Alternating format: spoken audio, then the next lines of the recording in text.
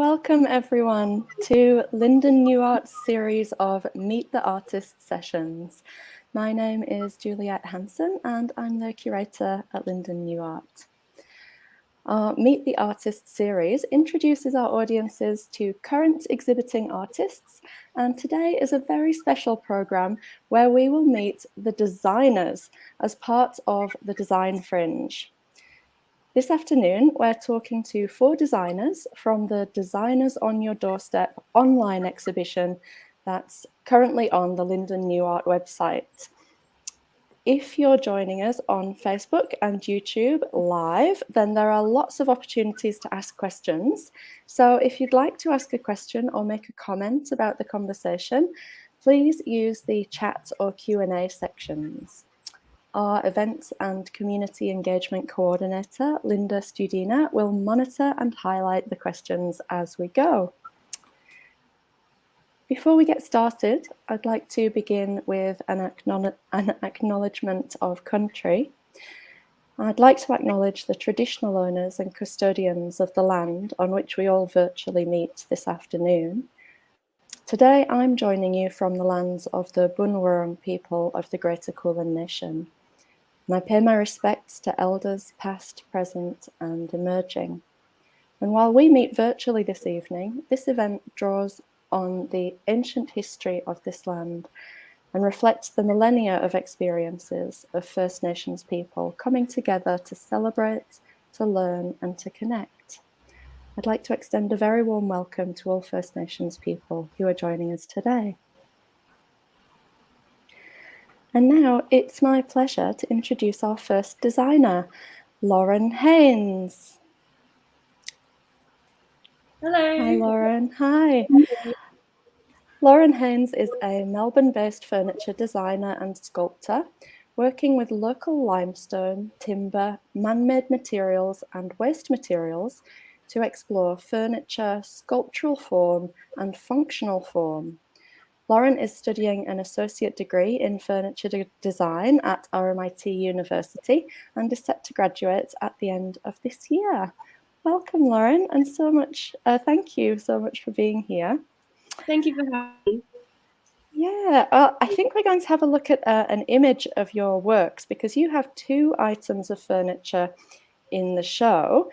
You have a work called the Desert Pea Chair, and you also have the Folly side table, which also can be a stool as well.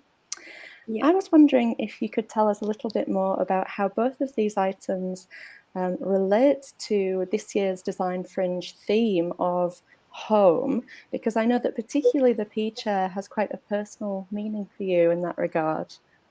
It does. The Desert Pea Chair, the Patchwork Collection that you see on the screen there, that one was a prototype actually, but the one that's in Design Fringe is the first of a collection that are inspired by my childhood in Western Australia.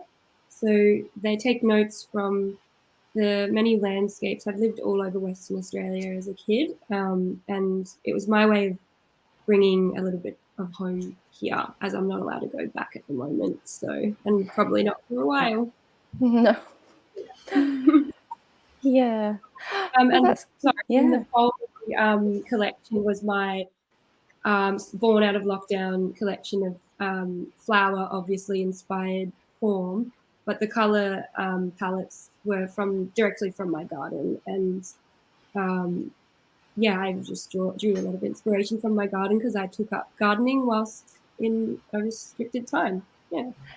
Yes, and in fact, I know that you sent in some amazing images of your work out in the natural environment. It's really clear that that is quite an important thing in your practice, actually, that I don't think I fully appreciated until I saw, where you lived and the items in that environment. I've been popping down to the local nature reserve with my camera and just making do with what I've got, and it really fits in well with the themes of the texture, like the materials and colors. So yeah.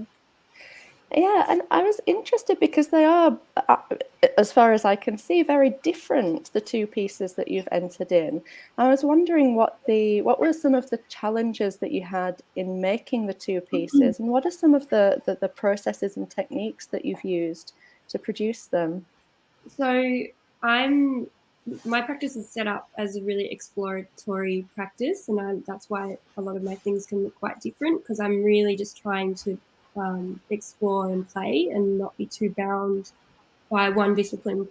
Maybe I'll find one in the future that I decide to run with, but for now I'm just playing around. So that's why you see a lot of contrasts and differences. The challenges that came up with the chair have been to improve its sustainability. Being foam, it's not the most eco-friendly material, but I found alternatives that push the chair a little bit more on a sustainable level. But the challenges with that is that the cost is driven up and the material is not as good quality. And so, there's always a bit of push and pull with that.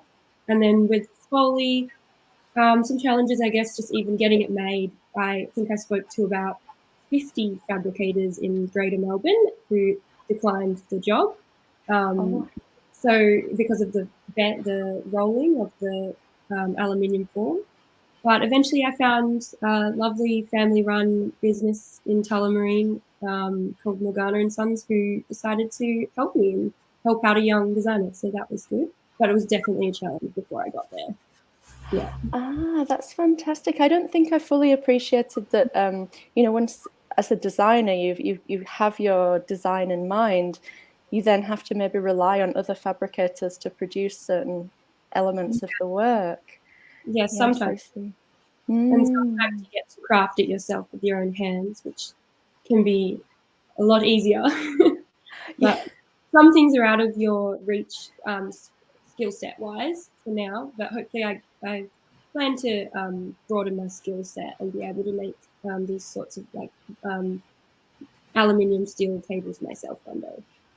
Yeah, I think we actually might have some images of you in the studio. Not sure if we can go to some of those. Home It studio. look it's a home studio. It looks like a really fantastic space, in fact, to work in. This is a space that you have near your own house? So it's just up the road from my home in Thornbury. It's in Coburg and it's called Norm Warehouse, and it's Ah. a collective group of people. So we all share a studio with another person, and then we share the workshop space, which isn't pictured there, with everyone. And it's a great community. There's a lot of cabinet makers, woodworkers, other hobbyists that work from there.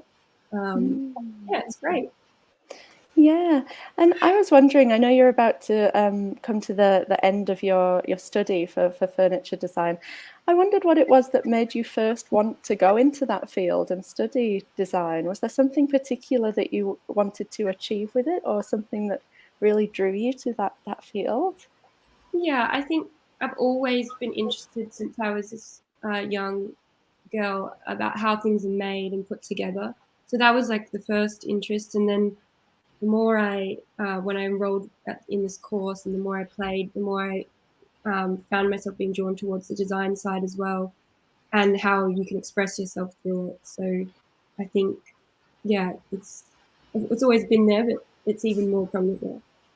Yeah, and are you working on anything particular at the moment? Is there something new coming up?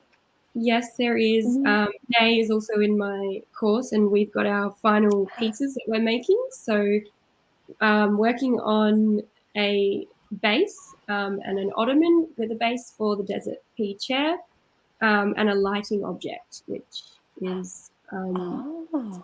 really exciting. Have you worked with lighting before? No, Is it no?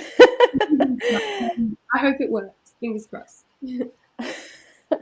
Oh yes, I imagine that's a huge new challenge. Can Yeah. you tell us a little bit more about the light work?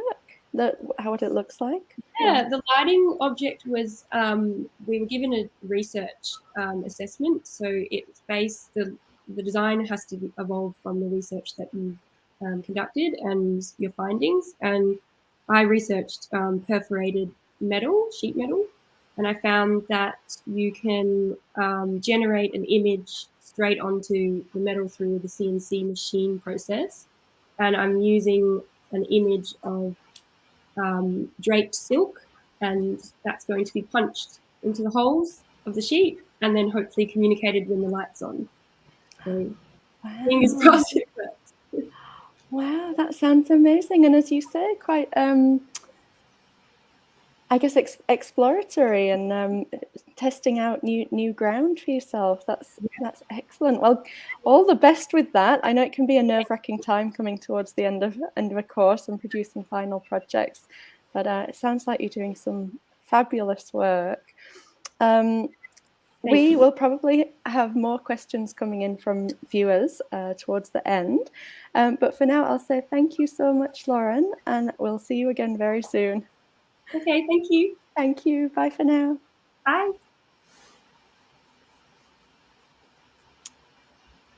It's now my pleasure to introduce Tanikon, our second designer. So Tanikon started his career as a multimedia designer and fell in love with digital art and interactive design. And he continued to study 3D animation, and in 2008 secured his first job in this long-standing career in 3D visualization, working on architectural and interior projects. And he's since made the leap from 3D visualization into furniture design, which, as we heard from Lauren, he's currently studying at RMIT and going into the final part of that course. Welcome, Nay, and thank you so much for joining us today. Hello, thank you for having me. Hi. I might jump straight in because I was wondering how your training in 3D animation and digital art might have influenced your design practice. We can see the piece that you have in the show here, titled Hot. It's a really intricate, fascinating design. Yeah, thank you. So with my training, has influenced me in terms of the using of the tools in the 3D space. So it allows me to manipulate the forms into something different, and also like it's allowed me to augment it and create something that's beyond what's just a simple form. Also, the physical-based rendering materials, which is what you apply onto the 3D rendering and what you see there. Also, it's allowed you to kind of help you realize your design early to the point where you can tell how it would interact with the lighting, how the light, how the material would work with your form. Is it too much or is it too little? So and it's also saved costs on the time and also materials in the process of prototyping, I believe, and also with the 3D animation part of it, you can actually test mechanical part of your design with any movements that happens within the interlocking or anything that that moves on your piece. So that's what I feel influenced me with my designs. Yeah, I mean, we can see from the image, and I think if we click forward to the next images and maybe an even more detailed view of the work, that it's incredibly precise how the different pieces fit together. So Yes. I can only imagine that planning that maybe in the digital realm was very, very useful. Yeah, it was. When making it was kind of different story, trying to get the perfect line. But yeah, when doing that in 3D, it was really helpful with all those tools that are available. Yeah.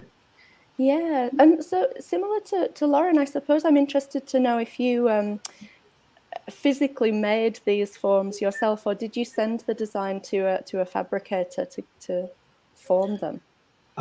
With these ones, I actually made it myself with my teacher, Bruce Mooney at the RMIT. So we started off with creating a form, and then each part of the shell are created with the lamination of hoopine.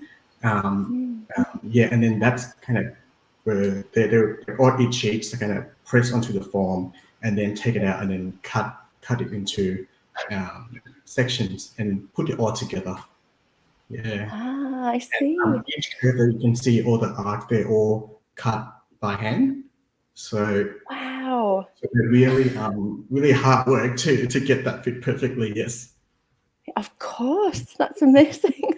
Yeah. So I was reading about your work, and you've mentioned that it has quite a strong focus on ergonomics and also sustainability, and that you aim to create a harmony with your work, which I thought was a really lovely idea, that people can feel this harmony when they interact with the pieces. So I was wondering if you might be able to tell us a little bit more about how this work has been inspired by natural forms and how it sits within this idea of sustainability as well. Yeah. So in terms of the form itself and the aesthetic of this piece has come from the midden hair, where you can see the little thin black line running from the leg up to the top. So that's where the idea sort of started, and then I try to work with the ergonomic and also the way it could be structurally sound. With the materials and the techniques that I know and I can get help with. In terms of the being sustainable, I try to use the materials that in a smart way, so minimize the waste. So you can see when with the top and the bottom piece, they're kind of like when I come up with wanting to create the top piece, then I thought, okay, when I cut it out, it's going to be a lot of waste, and also was told when you play with compound curve, when you cut piece out, you can't avoid having a waste out of cutting that. So I saved that bottom bit and actually created a bottom table out of that. So that's kind of a way to do that. Also, hoop pie, which is the material that I use, it's actually can be sourced 100% plantation growing within Australia. So yeah, that's sustainable. Also, with the glue that I use, I try to use the one where it's safe for the user, also for the environment. So this one here was put together with just normal wood glue. It doesn't need anything stronger than that because the force that come to the pieces on the top. So yeah, so that can be done. Also, the last thing is being sustainable is if you make your piece, your design last for a long time, and also have a meaningful and it's become a collectible piece. I feel that piece could be sustainable within itself. Yes, of course. And your work was actually responding to a particular need that many of us face within our homes. I know I certainly do, and that is the issue of space and not having enough of it often. I was wondering if you could tell us a little bit more how your piece responds to that issue of space.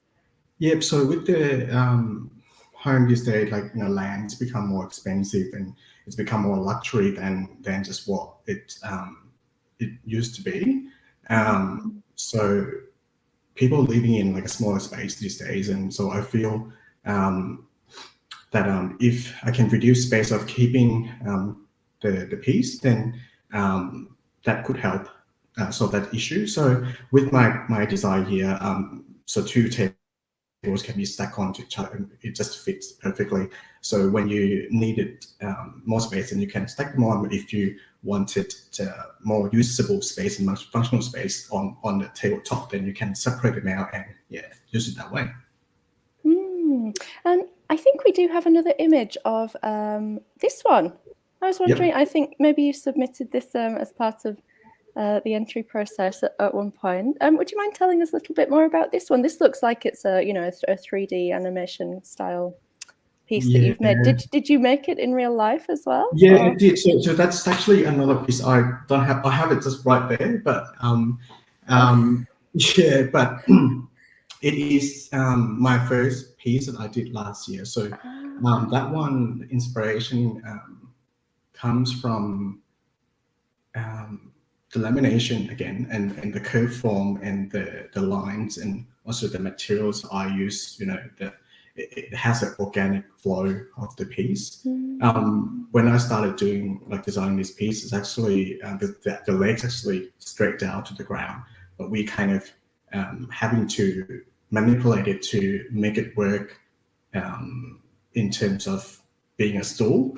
So yeah, that shell has been squeezed down to the middle, and that's actually hold the whole thing together. Ah, I see. Yeah, it's completely wonderful. I'm sure we'll have some more questions about your work, but for now, I might say just goodbye and see you very soon to find out more. Thank you so much, now. Thank you. Bye for now.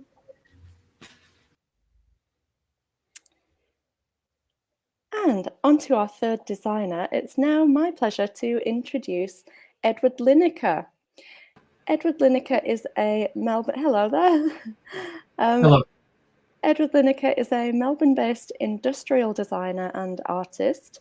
He is co-founder of creative community platform Mycelium Studios and their in-house R&D laboratory, Symbiosis Lab.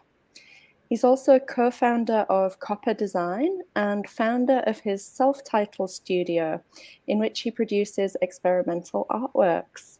He's a passionate student mentor, previously teaching at Swinburne and RMIT universities, and he now manages the industry partnership between Mycelium Studios and RMIT. Edward's work has been exhibited in Australia, Europe, Asia, and the US, and he's received numerous national and international accolades, including the President's Award at the DIA Designers Australia 2021 Awards. Welcome, Edward, and thank you so much for joining us today. Thank you so much for having us, Juliette, and thank you, Mark, as well. Absolutely. And thank you to Linden New Art and to Fringe Furniture, of course, and the Melbourne Fringe Festival. Very pleased and honoured to be part of it all. Oh yes, it's been so good working with the Fringe this year. Yeah.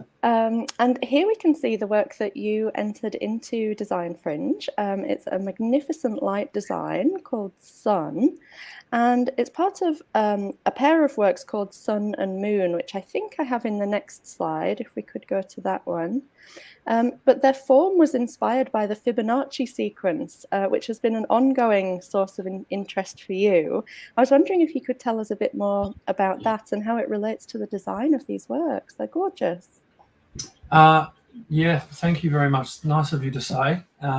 The geometry involved in here, the Fibonacci sequence, is a bit of an obsession, I must say. I think it stems really from an obsession with geometry in nature as well, and just being fascinated with the genius of nature's design, absolute obsession with biomimicry, and yeah, I mean, it started off early in my industrial design education, where I stumbled across biomimicry and being informed by nature's design to inform your design process. And the mathematics behind it were just mind-blowing. It's my obsession of it's just increased and gotten worse and worse over the years. But directly with this project, it's probably the work that represents that geometry in its best light. I've found. Basically, the Fibonacci sequence is a phenomenal piece of an algorithm that you can find on a macro, micro, and macro scale, from the anglefish ovaries, microscopic anglefish ovaries, the same mathematical pattern that informs the algorithm of galaxies. It's it's very well known, but when I dove into actually trying to interpret that digitally and physically, especially digitally, I just found that the mathematics of it absolutely mind-boggling, and the way that everything worked perfectly, the way that the geometry would seamlessly connect to one another. And yeah, years and years and years of diving deeper and deeper into the actual digital side of exploring the geometry of the Fibonacci sequence and a lot of other natural geometries and fractal geometries, and yeah, this work is a real production, a real piece that has evolved from that process. As you can see here, it's a spiral type of geometry, but what I found is that as you could replicate this one spiral geometry and interconnect it, a very thin material could be used, and once it was all connected together, it would become extremely robust. And now the applications are just growing from this. It started off as just sculpture being made in the backyard, but now we're making large lighting sculptures and temporary structures and all types of stuff using this interconnecting kind of mesh. There's something very visually kind of soothing about the form of it, because it all does fit together so perfectly. But I imagine that it was a big challenge to try and replicate that natural phenomenon of the Fibonacci sequence, and to try and transform that yourself and recreate it yourself. What were some of what was the biggest challenge in it, I suppose? Yeah, well, exactly that. It's been an obsession. I've had to be obsessed with it to get anywhere. And I can remember the backyard shed just filled with hanging experiments and everything weaving together, and the material choice was quite important as well. I went through constructing my own plywoods using recycled timbers from the dumpster at Plyco down the road, and weaving them together, but they wouldn't hold the radius, and it wouldn't be strong enough. And bamboo, thankfully, one of the most renewable materials on the planet, was provided the flexibility and strength I needed to actually create this mesh that resulted in quite a robust structure. And that's why we can scale these things from very small forms. I think the biggest one we've made is actually in Abbotsford Convent in Lentil as Anything, which is 2.5 meters in diameter, but it's the exact same construction, and that just proves that genius in mathematics design, that macro micro scale of a small geometry that comes from microscopic forms in nature up to the scale of galaxies. It had to be an obsession to actually achieve anything. But as I got more and more involved in the geometry, I became more and more obsessed. And you're right in saying that there's something that connects you with this, and that is definitely the fact that you would have seen the this type of geometry all across various natural forms. The sun was chosen because it was so inspired by the dial, the disc florets of a sunflower dial. And all that mathematics is, continuously found across, shells and various geometries and, vegetables, and it's evident across so many different natural forms, and it's phenomenal once you start to get into it. And it's also got a lot of sacred meaning. Sacred geometry has a lot of connection, and you can connect with it and use it. And I use this piece especially in meditation, and you're right in that the symbology behind it is extremely connecting, and it connects you back. I find it connects me back to nature. I find it connects me inwards as well, and it's incredibly powerful, I find. I particularly liked that the ideas that you've touched on just there, and how that then relates to the theme of home. That was the theme of this year's exhibition. I wonder if you might be able to say a little bit more about that, maybe sense of feeling at home, or the kind of comfort that these forms might bring in a home. That is absolutely. It's important to feel that the home is a place of solace, a place of calm. These geometries bring me a lot of solace and calm when I look at them. It connects me back to nature, as I've said, and it's important that you can have that connection at home, your place of solace. And it might seem like I'm taking work home or something like that, but this to me is not work; it's passion. It's something that is incredibly relaxing, meditative and cathartic even in the weaving process. But and I have brought these homes. I mean, the first one was created in my house, and not this actual sun. This is 7 years down the track. The first actual form was created in the living room of my apartment, and I'll never forget. It came together. It was so large, and it was such a beautiful structure. And I thought, oh my God, I can't believe this has all come together like this. And then I couldn't get it out the door. It's too big. But yeah, it's important to create the home, I believe, as a place of solace, as a place of rest, as a place of meditation. That's what this work does for me. It connects me back to nature. It makes me relax. And I think there's a lot to do with sacred geometries, natural geometries, and the Fibonacci sequence in that meditative space. It really, it's an ancient symbol. It's an ancient symbol. It's an ancient symbol in religion. It's an ancient symbol in obviously nature, and it's very connecting. And that's why I'm so obsessed with this form. And it brings me a lot of rest and solace, especially in difficult times. And I just hope that it does for other people as well. Well, I'm sure it would, and it does, because to combine those forms as well with light, which is such a kind of fundamental thing that can alter mood as well, the way that the light the interplay of light within this structure as well, it's really special. Yes, it's an important part. And I'll never forget the first iterations of this mesh. I'd weave it all together, and it was like 4 a.m. and then I'd turn on the light, and then it just instantly connect, and the whole thing came alive. And that's why I really have been developing the illuminated works, because they just absolutely, I think they celebrate that geometry more so, and it's I find it powerful. Absolutely, it really is. Thank you so much for letting us know more about this. We'll bring you back for more questions later on. Thank you so much.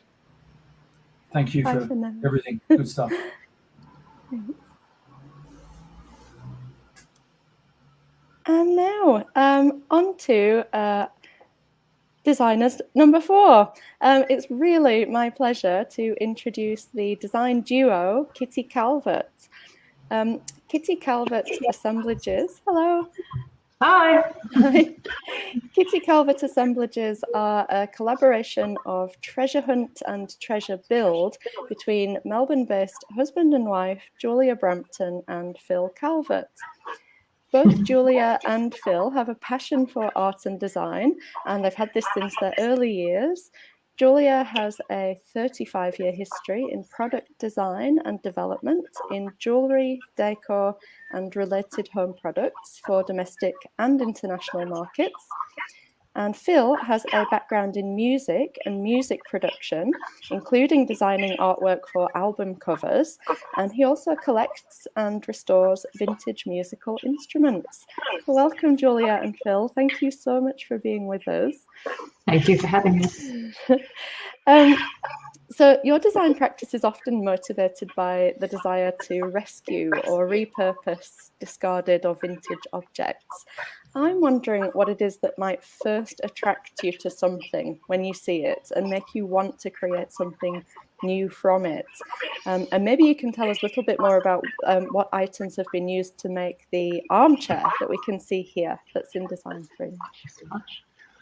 The whole treasure hunt process is something where we sometimes go intentionally out into places in the country or to junk stores and things like that looking, but other times we might just be driving in the car, and of course it's hard rubbish, and then Julia will scream out stop, and then there'll be something on the side of the road that we then collect. I think we had a period of working for a long time in in manufacturing product, and we in this new endeavor, in our sculptural practice, we're very much interested in upcycling and rescuing and reusing.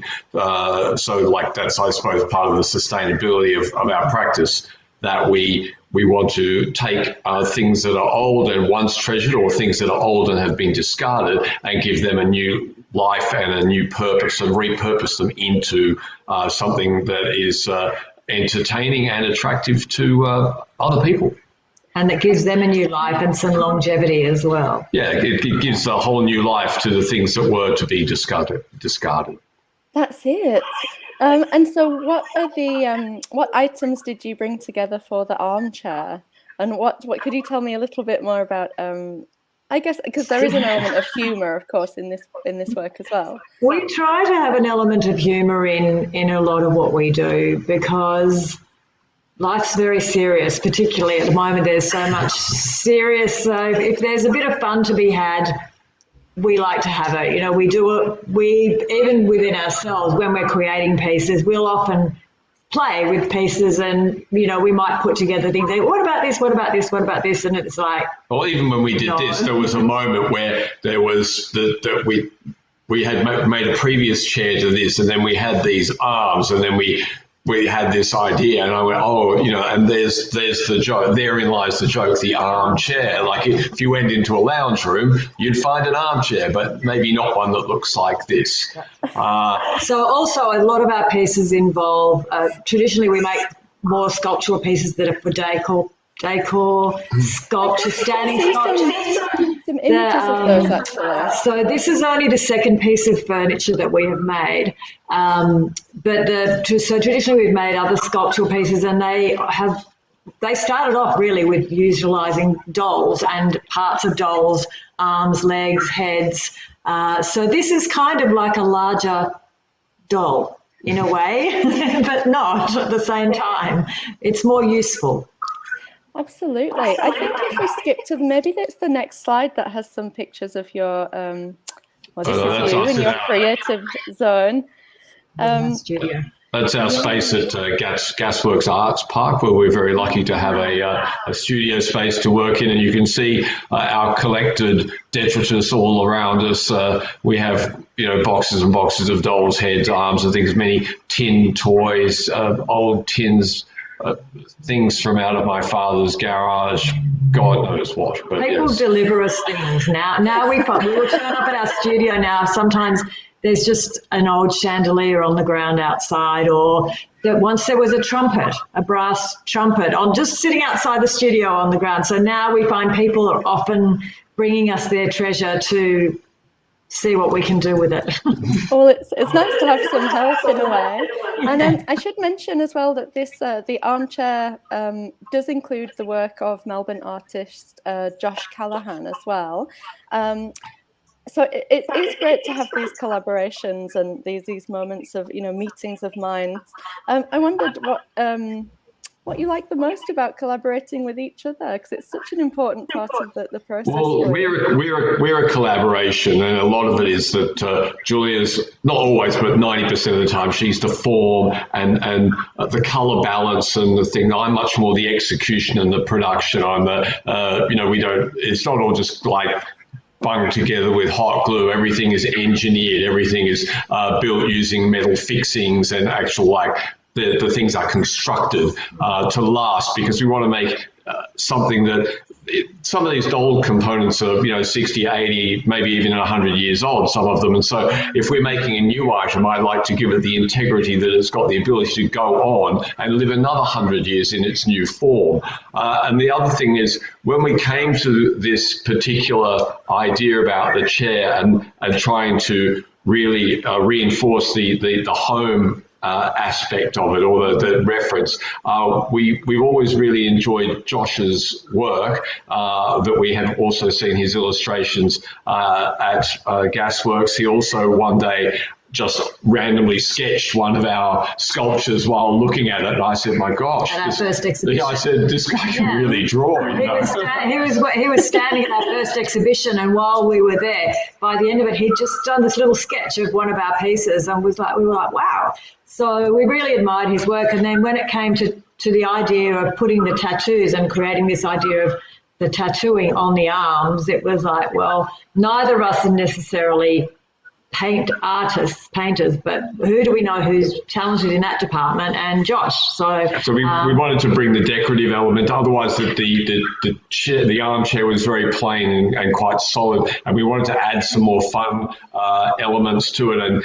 And often with tattoo style art, they do reference things like family and places of being, where you come from, and people identify these things with their tattoos. So then the tattoo art has things like brickwork, which is like walls, and it has a tree with roots and these kind of images, which ties the idea of the armchair also having stories attached to it. That speak of family and of home. And in this current slide, you can see one of our only other previous piece of furniture, which is a throne. That's called Killer Queen. That was called Killer Queen, and this is made from, as you can see, a chair, buffalo horns, and a crown made from reassembled chandelier parts to make it into a crown rather than a light. So we had to invert all of those, and a lot of our joining and things that hold things together are pieces of light fittings and old chandeliers and brasswork. It's so good, and I love the really multi-layered connections that your piece has to home.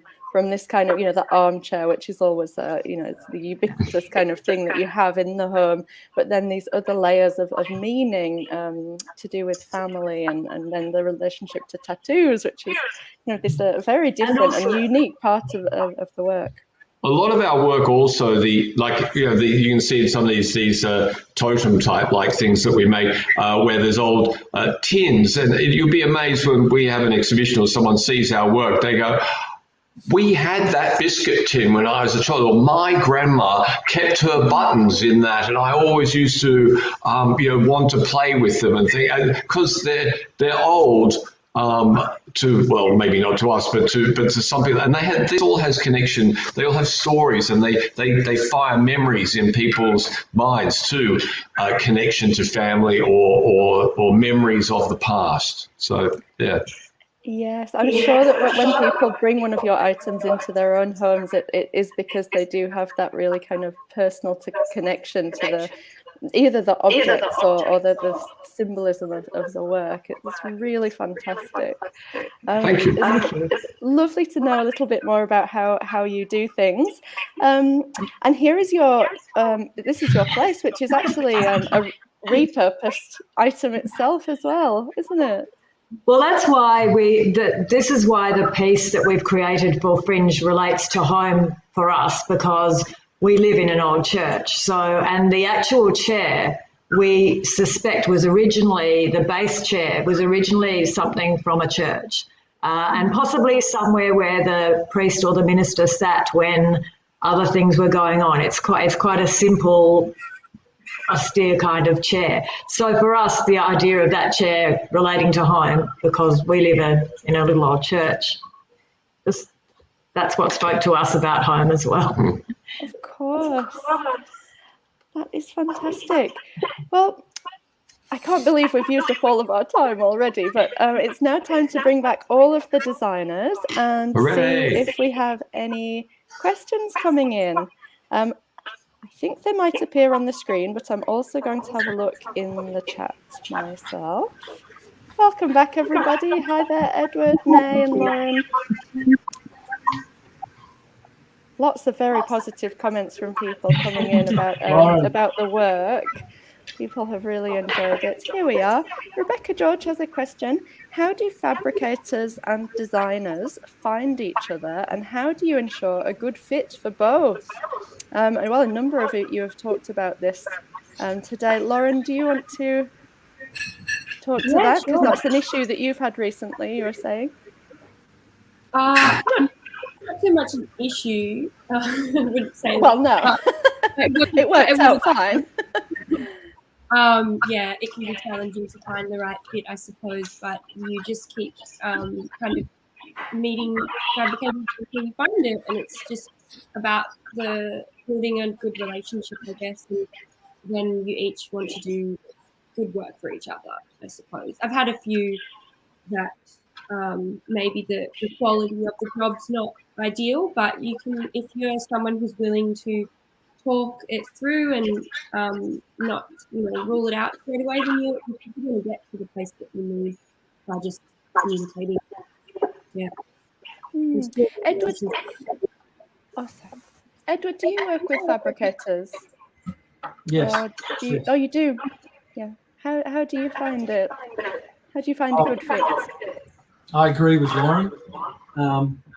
Yeah, you got to keep on trying until you find a good fit, really. But once you do find somebody that you work well with, it can be revolutionary to your practice.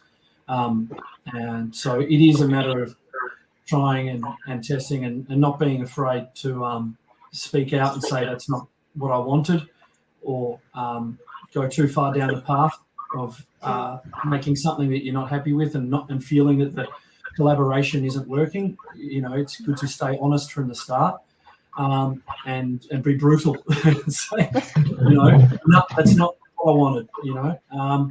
But there are a lot of phenomenal fabricators in Melbourne and Australia, and I highly recommend just going out and finding them. And some of them are just metal workers that they don't even have a website, and when you find them, it's like, oh my god, you're making everything like you're brilliant. So it takes time, and you got to go out and find them and search and lots of word of mouth as well. Ask fabricators about other fabricators. They can't do something, do you know anyone?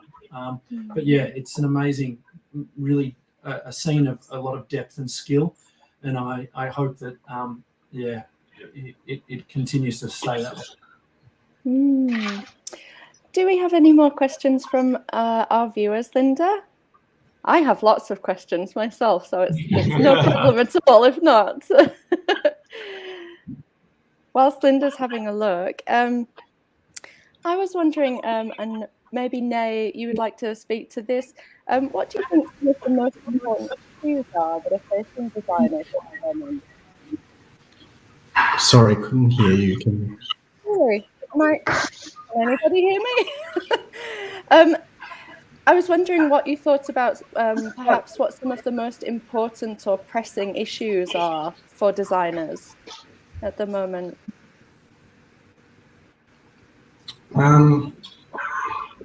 Sorry, but can you repeat it again? I'm so sorry. No, that's okay.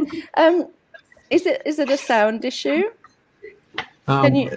You can't hear me very well? Is that the thing? I just missed the one word that you said.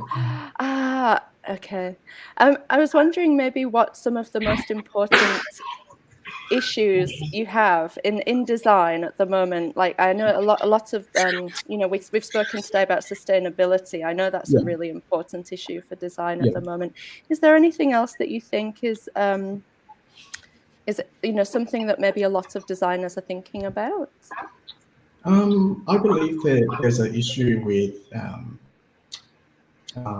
intellectual property and how you register your design and all that. I think they're still working on it. I think to register your design, it's quite a complicated process and take a long time and cost a lot of money. I think that's something that needs to be looked at. I think everyone's having a problem with that. And also another thing is sustainability. I think that's not quite something that most people actually looked at when they're purchasing a piece of furniture. But I think it's becoming like, I think all the makers are now aware of that. But I think it's something to kind of be present to the user and the buyer. But even myself, before I realized a lot less about sustainability than where I am now. Thank you. What about you, Julia and Phil? What are some of the important issues that you're tackling, or that you think you hear from other designers is on their mind at the moment? I think I would probably say it's quite difficult for designers or artists to find outlets for their work and the potential clients for their work. It's quite hard to build a profile. It's quite hard to get people to understand the value. I think that the whole, you can now buy a table for $5 at Kmart. So, it makes it really difficult for people who are putting hours of time and blood and sweat and tears and materials into beautiful works to, get it out there to, there's just not as many places that. Yeah, I suppose the disposable society is informing a whole lot of that. The whole, a T-shirt is only $1. So, how does that T-shirt even end up at a secondhand store? Do you buy a Uniqlo T-shirt secondhand from Vinnie's? No. And so people, they go, oh, a table, $800 or $2,000 or something like that. And you go, but look at it, it's beautiful. It took hours of work and design. It's using beautiful materials. And, even the same with our products. People... you hear people standing in our exhibitions going, oh, I've got a whole lot of old tins in the garage. I could put one of those together. And you go, off you go, sort of things. So, yeah, I think to perceived value and people understanding the value of the work is not just the value of the dollar value of it, but the intrinsic appeal of the work, and that people can look at it and behold it and enjoy it, and that rather than just thinking, but IKEA had one of those for $5.99 kind of thing. Yeah. Anyway. Yes. No, it's really good points. We have a question that's come in from Bridget Ryan, the lovely Bridget, who we all do know, who is the project coordinator for Design Fringe from the Melbourne Fringe Festival. Bridget's wondering, and we may have touched on this a little bit, how as designers you reconcile sustainability concerns and the idea of making new things. Maybe Lauren, do you want to, have you had any thoughts about that? Sorry, just had to unmute myself. Yeah, I suppose reconciling sustainability with making something new, it's actually not as hard as it sounds. There's a lot of great products out there that are recycled products or, excuse me, or reconstituted. For example, the foam that I've implemented into my chair is reconstituted foam. I make something else that's out of recycled household waste. They're definitely a little bit harder to work with sometimes, but if you've got the patience and you've got the passion for making a sustainable product, then I guess it's not as hard as it sounds. Yeah, it's actually, it can be easy. And there are a lot of, like Nay was saying, he used hoop pine, which is FSC certified. Means that it's been farmed responsibly. There are a lot of local timbers that you can use. Like timber furniture is very popular. It always has been. It stands the test of time. I think you can't go wrong with that. But yeah, I think it's not as hard as it sounds. Don't be scared to try it, I guess. That is good news.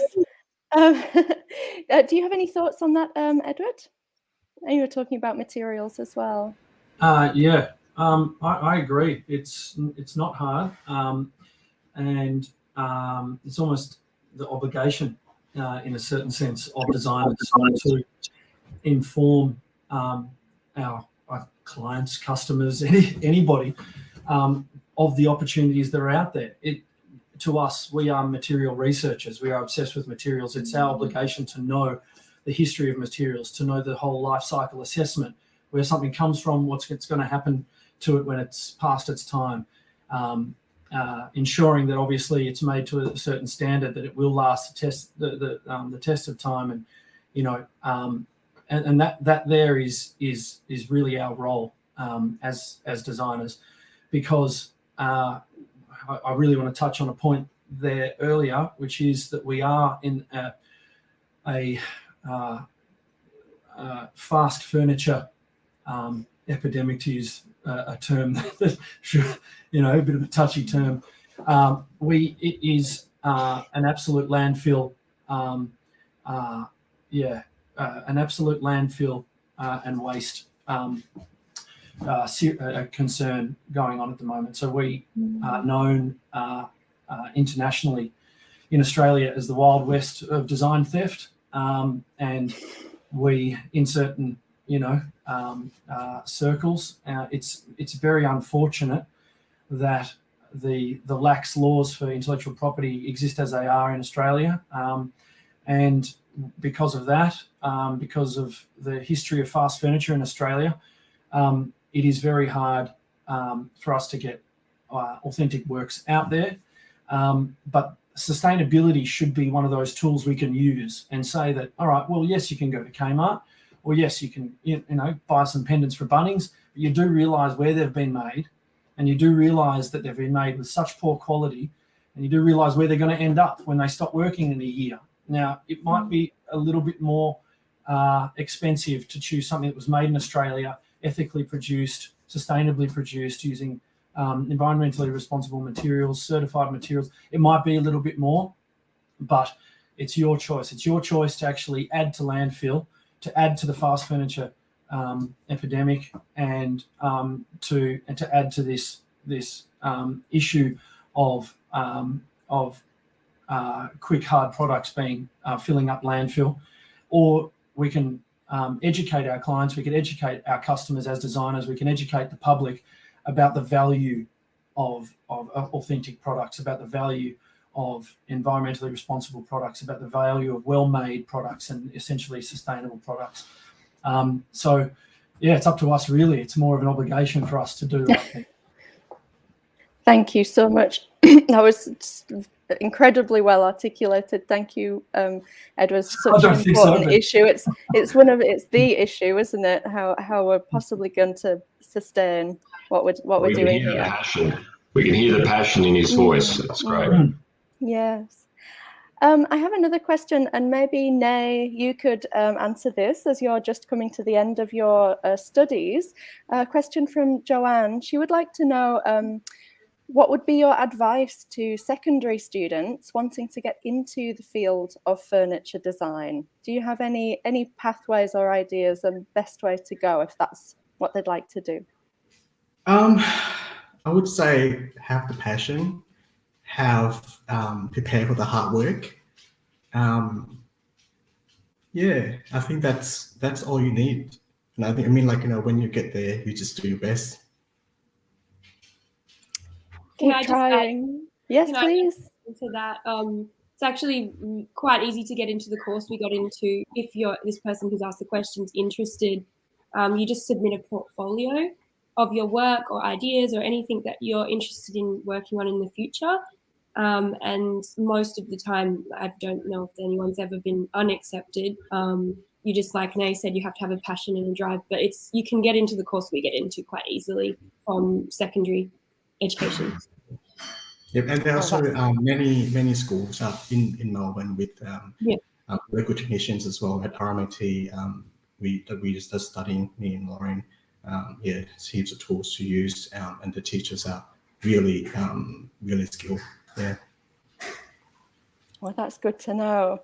There we are, some encouragement if you'd like to start in that field. Do we have any more questions coming in, Linda? Because I'm aware that we've got about 2 minutes left of the session. There might be time for one more if there is one.